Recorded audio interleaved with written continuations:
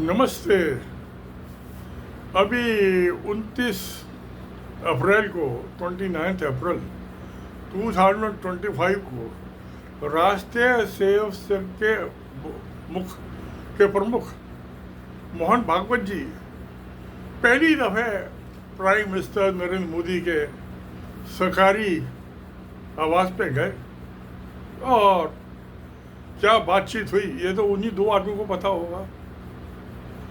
मगर अगले दिन ही 30 अप्रैल को नरेंद्र मोदी ने अपनी कैबिनेट की मीटिंग बुला के और जाति जनगणना की बात की स्वीकृति दी। कैबिनेट ने अप्रूव कर दिया रेजोल्यूशन कि जो अब 2026 में मर्दमशुमारी होगी, सेंसस होगा, तो उसमें जाति की भी किसकी क्या जाति है और किस जाति के कितने आदमी हैं, औरतें हैं, बच्चे हैं, बूढ़े हैं, उन सबकी गिनती होगी। ये जाति तो 2000 साल पहले जब गौतम बुद्ध के महाराजा अशोक के पोते के ज़माने में फौज के कमांडर की शुंग ने हत्या करती थी ब्राह्मण ने, तो जातिवाद तो जो 2000 साल से वो चला आ रहा है। तो मगर ये पिछले 80 साल में, बल्कि 90 साल में, 1931 के बाद 31, तो 90 साल से कोई गिनती हुई नहीं जाती किस जाति के कितने आदमी हैं। तीर तुक्केबाजी चलती रही क्योंकि ये इतिहास है 2000 साल का कि जातियों के नाम पे खूब लड़ाइयाँ हुई हैं, खून खराबा हुआ है। अब आप एक छोटे से राजस्थान का ले लीजिए, जयपुर का हमारा कछवाहा जाति का, मेवाड़ का एक राजपूत, जोधपुर का दूसरी जाति का राजपूत। राजपूतों में ही बहुत सारी जातियाँ थी और एक दूसरा खून खराबा कर रहे थे, मार रहे थे, लड़ते थे। तो जातियों ने समाज को जोड़ा नहीं, बांटा और लड़ा, खून खराबा किया।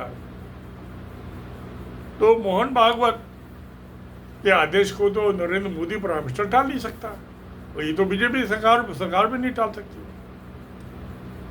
तो अब तक तो ये मुखालफत कर रहे थे, अपोजिशन कर रहे थे कि जाति वाली जनगणना नहीं होनी चाहिए। मोहन बाद में एक दिन में पासा पलट दिया। अब हिंदुस्तान में तो भाषाओं को लेके पहले ही झगड़े हैं, तो language is mightier than religion and nation. तो भाषा को लेके तो देश के टुकड़े टुकड़े होने ही थे। दो बात ही टाइम का बात है, सब कब होंगे। मगर जाति को लेके जातिगत संघर्ष हमेशा हुए हैं, खून खराबा हुआ है। ये राजपूत के राजा एक दूसरे को मारकाट करते रहते थे और किसी की जरूरत ही नहीं थी। मुसलमानों के आने से पहले आपस में लड़ते थे ये।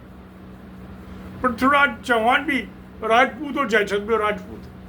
उसका मेरा भाई उसकी लड़की को उठा के भाग गया, संयुक्ता को 11 साल की लड़की को 58 साल का लड़का बुढ़ा लेके भाग गया।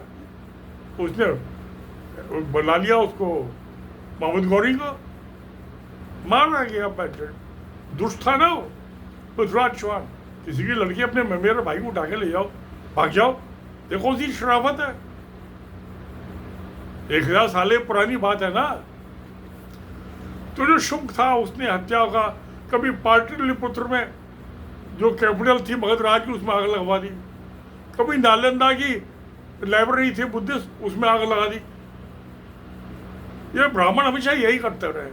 अब ये ब्राह्मण मोहन भागवत पहुंच गया, एक तेली तमोली के बाद मोहन भागवत के, तो नरेंद्र मोदी के, तो जाति का तेली। और ये ब्राह्मण की बात कैसे टाल सकता है तेली?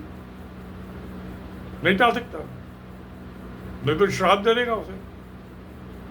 और फिर वैसे भी नरेंद्र मोदी हालांकि मोहन भागवत से सीनियर प्रचारक है आरएसएस का, और जो यहाँ बीजेपी में आते तो मोहन भागवत के लिए नरेंद्र मोदी सरसंचालक होता है आरएसएस का। खैर नहीं हुआ तो नहीं हुआ, मैंने आपको क्या करना। पर ये जो जातिगत जनगणना वाली है, समाज में तो हमारी शांति होनी चाहिए, ना कि मारामारी हो।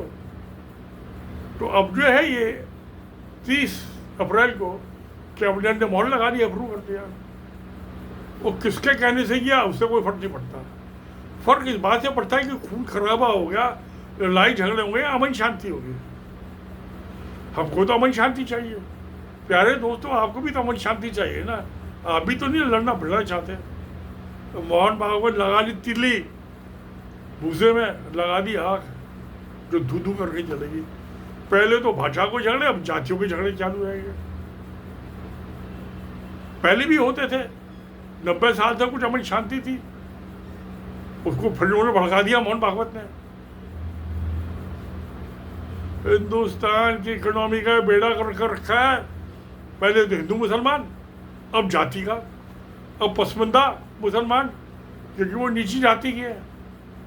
तो मुसलमान को मुसलमान से लगाओ, हाई कास्ट मुसलमान को लो कास्ट के मुसलमान से लगाओ, हाई कास्ट के हिंदू को लो कास्ट के हिंदू से लगाओ। सनातन धर्मियों की तो मैं आपकी तो गिनती कोई नहीं है। सनातन धर्मी जो है, सनातन धर्म की तो एक ही जात है। क्या किया जाए? क्या ख्याल है ये क्यों करवा रहा है आरएसएस जो है ये? अब जातियों के, पहले भाषाओं के झगड़े, ये भाषा थोप रहे हैं, हिंदू मुसलमान के झगड़े, अब जाति के झगड़े। फिर हर जाति का अलग राजा बन जाएगा हर डिस्ट्रिक्ट में। जैसे पहले था 550 राजे रजवाड़े थे, अलग अलग जाति के थे, हर जाति का एक राजा। जयपुर का कछवाहा, मेवाड़ का सिसोदिया राजपूत, वो कौन सा राजपूत, वो अरे भैया क्या हो रहा है ये? सब 2 टांगों वाले आदमी है, 2 कान है, 1 नाक है, 2 आंखें हैं, 1 दिल है, 1 दिमाग है। जाति में क्या तुम तेल निकालोगे? ना, इनको तो लड़ाना है, खून खराबा कराना है। आरएसएस का भी अकल के पीछे लट घुमाते रहते हैं शाखाओं में जाके। वो जो सरकार का पैसा था, वो फोटो छुपवा के एडवर्टाइजमेंट करके 37% खर्चा पिछले 10 साल में बजट का एडवर्टाइजमेंट में अंधभक्त, एक अकल के अंधे ने अंधभक्त पैदा करने में खर्च कर दिए। अंधभक्तों की भीड़ लग गई है। जो ये मीडिया वाले हैं वो 25-25 करोड़ का 3-3 उसमें दुबई में फ्लाइट परचेज कर लिए अरुण गोसाई ने। पहले मोदी को गाली देता था, प्राइम मिनिस्टर नहीं बना था, अब बन गया टोला खोर कुत्ता है। पैसे आ रहे हैं, 3 फ्लाइट परचेज कर लिए दुबई में। ये मीडिया वाले भी ऐसे ही हैं, जिसको नहीं मिलता पैसा वो गाली देता है। और जो भाई उसकी भक्ति करेगा मोदी की, जितने ज़्यादा भक्त पैदा करेगा, और जो अकल के अंधे उठता जाए तो पैसा मिलेगा। तो दोस्तों, आप क्या सोचते हो? ये जातिगत जनगणना जो अब ये फैसला ले लिया सरकार, मानेगी थोड़ा ना? आपका मेरा तो कहना मानेगी नहीं। हमें कोई को पूछता कौन है? वो कहेगा 80 साल का बुढ़ा है, एक वक्त मरता क्यों नहीं है? मर जाऊंगा, कौन सी जल्दी है, हो जाएगा काम तमाम किसी दिन। मगर ये मुझे तो हजम नहीं हो रही बात। आप कहो तू तो बढ़िया है, तुझे क्यों हजम होगी? जो नीची जाति वाले परेशानी तो उसको है, तू तो वही से पेंशन खा रहा है, वो बेरोजगार घूम रहे हैं। अभी मैं क्या कर सकता हूँ? नरेंद्र मोदी क्या कर सकता है? हाँ, मोहन भागवत कुछ कर सकता है, मगर वो तो लड़ा वो राज करो, तमाशा देखो। ये हो रहा प्यारे दोस्तों। अब क्या किया जाए? आपकी क्या नेक सलाह है? मेहरबानी करके कमेंट बॉक्स में लिख दीजिए उस सेक्शन में। मुझे बड़ी खुशी होती है कमेंट बॉक्स में। मुझे क्रिटिसाइज भी करते हैं। एक ने लिखा था बुढ़ा समझा गया, मैं उसको भी लाइक कर दिया।